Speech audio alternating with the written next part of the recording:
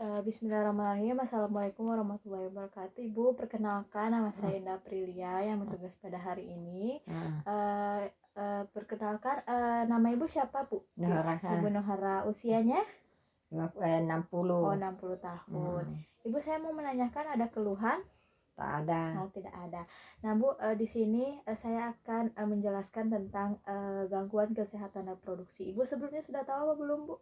Belum. Oh, belum. Nah, Ibu, di sini saya yang pertama, untuk beberapa step saya akan menjelaskan tentang gangguan kesehatan reproduksi. Yang pertama itu, untuk gangguan kesehatan reproduksi, pengertiannya itu adalah suatu keadaan sehat yang mencakup mental, fisik, dan kesehatan alat reproduksi.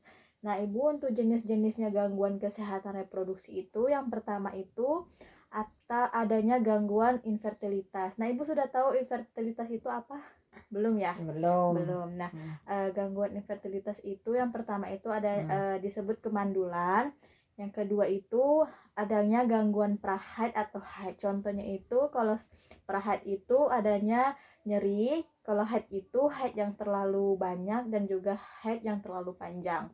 Yang ketiga itu ada menopause. Nah, menopause itu sudah tidak haid pada waktu yang tepat.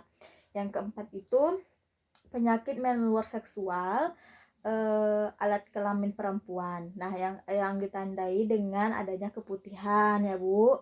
Terus juga adanya radang panggul. Yang keenam itu ada kehamilan yang tidak diinginkan seperti remaja yang sekarang itu hamil di luar nikah. Terus ada seorang ibu yang belum siap untuk punya anak dan juga adanya ibu yang kebobolan seperti itu.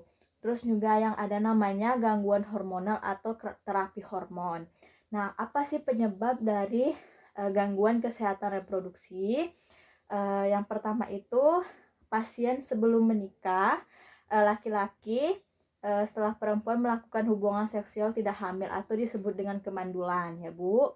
Terus yang kedua itu ada gangguan prahaid atau haid, Bu.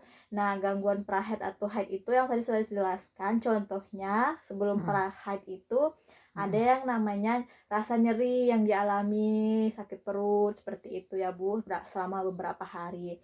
Terus untuk haid dialami oleh perempuan itu haid yang terlalu banyak dan haid yang terlalu panjang, Bu. Terus yang ketiga itu ada yang menopause. Nah, menopause itu berhentinya haid ya, Bu, sudah tidak haid lagi.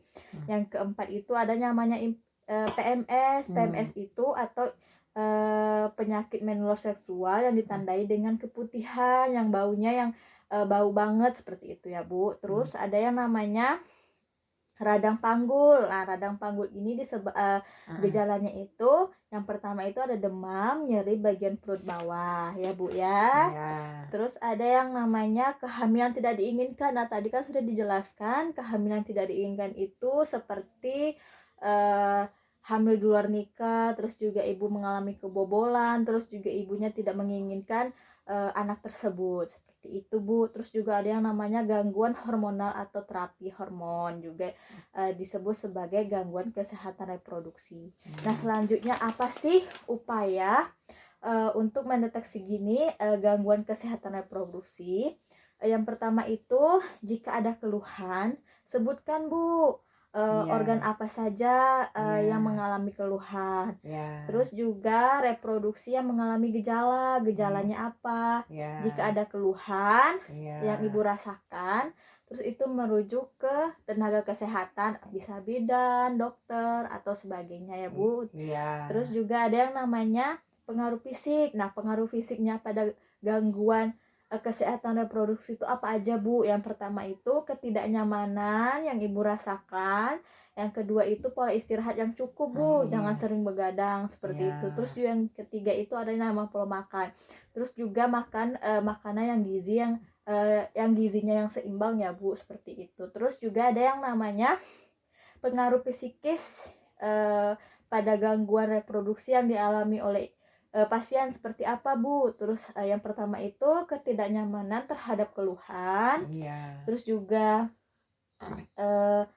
ibu merasa tertekan seperti itu. Contohnya misalkan ibu mengalami kemandulan atau pasien lain yang mengalami kemandulan. Nah, itu kan mungkin merasa tertekan secara psikis, apalagi kalau misalkan dalam keluarganya selalu bertanya atau ngumpul, kapan punya anak, kapan punya anak, kok udah lama menikah belum punya anak, seperti itu ya, Iya, Bu. iya.